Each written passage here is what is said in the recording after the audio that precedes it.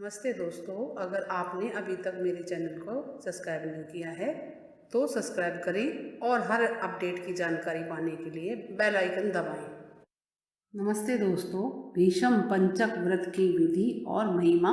दोस्तों, कार्तिक मास के शुक्ल पक्ष की एकादशी से पूर्णिमा तक भीष्म पंचक व्रत को किया जाता है। इस विषय में पौराणिक कथा इस प्रकार से है। महाभारत के युद्ध में बाणशैया पर सोए हुए महात्मा भीष्म ने जब राजधर्म, मोक्ष धर्म और दान धर्म का वर्णन किया तो उसे श्री कृष्ण जी सहित पांडवों ने भी सुना। उसे सुनकर प्रसन्न होकर श्री कृष्ण ने कहा, हे भीष्म, तुम धन्य हो, तुमने धर्म का स्वरूप सबको अच्छी तरह से सुनाया। कार्तिक मास की एकादशी को तुमने जलपान की याचना की और अर्जुन ने बांध से पृथ्वी को भेद कर गंगा जल प्रस्तुत किया, जिससे तुम्हारे तन मन व प्राण संतुष्ट हो गए।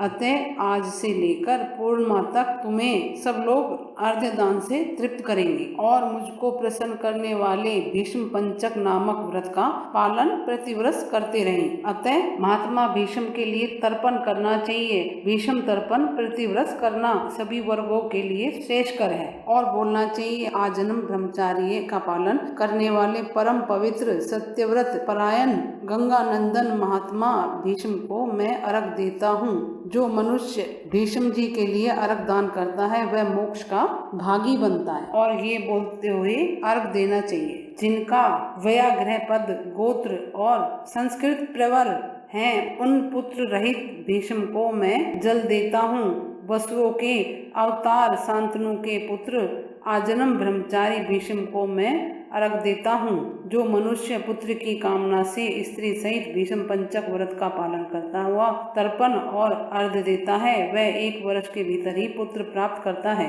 यह महापुण्य व्रत महापातकों का नाश करने वाला है। अतः प्रत्येक भारतीय को प्रयत्न पूर्वक इसका अनुष्ठान करना चाहिए। अर्घ देने के उपरांत पंचगन्य सुगंधित चंदन के जल, उत्तम गंध व कुमकुम के द्वारा भक्ति पूर्वक सर्व पापहारी श्री हरि का पूजन करें। 5 दिनों तक भगवान के समीप अखंड दीपक जलाते रहें। देवादिदेव भगवान के लिए उत्तम नैवेद्य निवेदन करें। प्रतिदिन प्रातः व साय संध्या वंदन करके और ओम नमो भगवते वासुदेवाय मंत्र का 108 बार जाप करें। भूमि पर शयन करें। बुद्धिमान पुरुष ब्रह्मचार्य का पालन करते हुए पाप पूर्ण विचार मन में न लाए। विधवाओं को मोक्ष सुख की कामना से ये व्रत करना चाहिए। पूर्णमासी आने पर ब्राह्मणों को भोजन कराएं और बछड़े सहित गौ का दान करें। इस प्रकार भली भांति विधि विधान से व्रत को समाप्त करें। एकादशी से लेकर पूर्णिमा तक 5 दिनों तक भीष्म पंचक व्रत समस्त भूमंडल में प्रसिद्ध है। अतः अन्न ग्रहण करने वालों के लिए यह व्रत नहीं है, क्योंकि इन 5 दिनों में अन्न का निषेध है।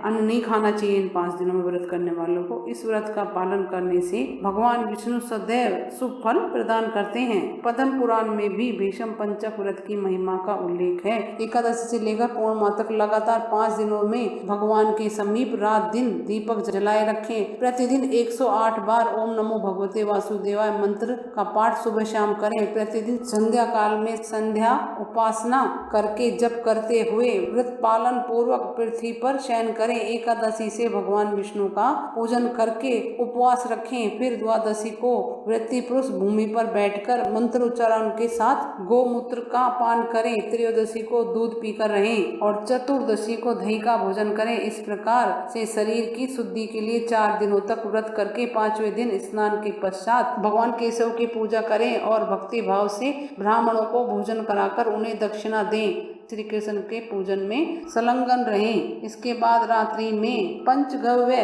पान करके पीछे अन्न ग्रहण करें। इस प्रकार भली भांति करने से मनुष्य शास्त्रोक्त फल का भागी होता है। इस भीष्म पंचक व्रत का अनुष्ठान करने से प्राणी परम पद को प्राप्त करता है। यह आरोग्य और पुत्र प्रदान करने वाला तथा महातापतों का नाश करने वाला व्रत पद्म पुराण में बताया गया है। और इन 5 दिनों में गंगा, गढ़गंगा और पवित्र नदियों में स्नान करने से महापुण्य की प्राप्ति होती है। पितरों को मोक्ष मिलता है और भगवान की असीम कृपा मनुष्य पर हमेशा बनी रहती है। गरुड़ पुराण के अनुसार हर दिन क्या अर्पित करें भगवान विष्णु को भीष्म पंचक में? भीष्म पंचक व्रत के संबंध में गरुड़ पुराण में दिए गए वर्णन के अनुसार प्रतिदिन भगवान को अलग अलग वस्तु अर्पित करनी चाहिए। पहले दिन भगवान विष्णु के चरणों में कमल के फूल अर्पित करने चाहिए। दूसरे दिन भगवान विष्णु की जंघाओं पर बिल्व पत्र अर्पित करना चाहिए। तीसरे दिन भगवान विष्णु की नाभि पर इत्र गंध अर्पित किया जाता है। चौथे दिन भगवान विष्णु के कंधे पर जवा कुसुम फूल अर्पित किया जाता है और पांचवें दिन भगवान विष्णु को मालती का फूल चढ़ाया जाता है। भीषम पंचक व्रत से मिलेगा सुख, सौभाग्य और उत्तम संतान।